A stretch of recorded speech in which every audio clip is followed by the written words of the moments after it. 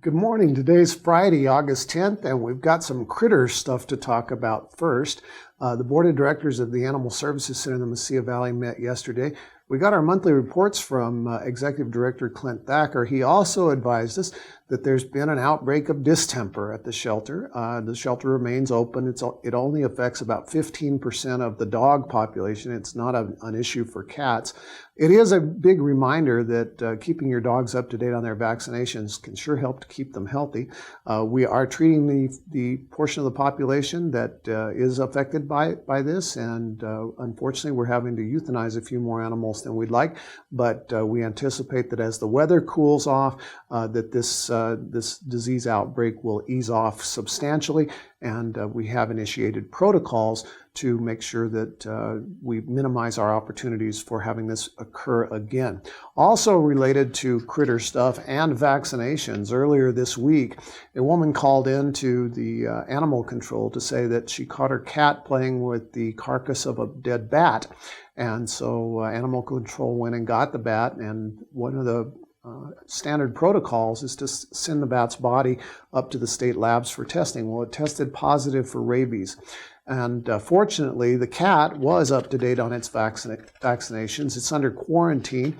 It will remain under quarantine and observation for 45 days. We don't anticipate there'll be a problem because it was vaccinated. But it is another important reminder to keep your pets vaccinated against any sort of disease that can occur in our geographic area, distemper and rabies being two of them. Heartworm is another, by the way. And make sure that you keep your kids away from bats. Stay away from bats yourself, and if a companion animal gets hold of a bat, call animal control right away. If you see a child or an adult with a bat, advise them to seek immediate medical attention because rabies is transmittable to humans and it can be fatal. The pet of the week, on a much happier note, is a beautiful pit bull, about 3 years old, and just a gorgeous thing. He's got really cute ears. If you're of a certain age, you will recognize the term the flying nun, and this dog's ears make me think about the flying nun. Our friends at the Animal Services Center will be set up for off-site pet adoptions this Saturday. They'll be at the north end of the farmers market from 8 to 12. They'll be up at Petco from 10 to 1. They'll be at the Chevy dealership from 10 to 2, and then on Sunday they'll be at PetSmart from 10 to 2 as well. We are desperately in need of applicants for our County Housing Authority Board. The city makes appointments to it, the county makes appointments to it as well, and we've got some vacancies and we need to get those filled so that the Housing Authority Board can do the important work that they're set up to do. If you'd like to apply, we'd sure like to hear from you. All we need is a current resume, 3 letters of reference, and a letter of interest from you. And the deadline is August 24th. That's a couple of weeks from now. And you can submit those application packets to Janine Divyak in our Community Development Department. You can do that by fax at 525-5948.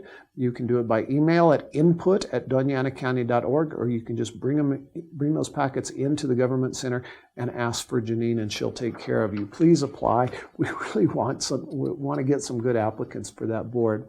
The Board of County Commissioners will meet next Tuesday on the 14th.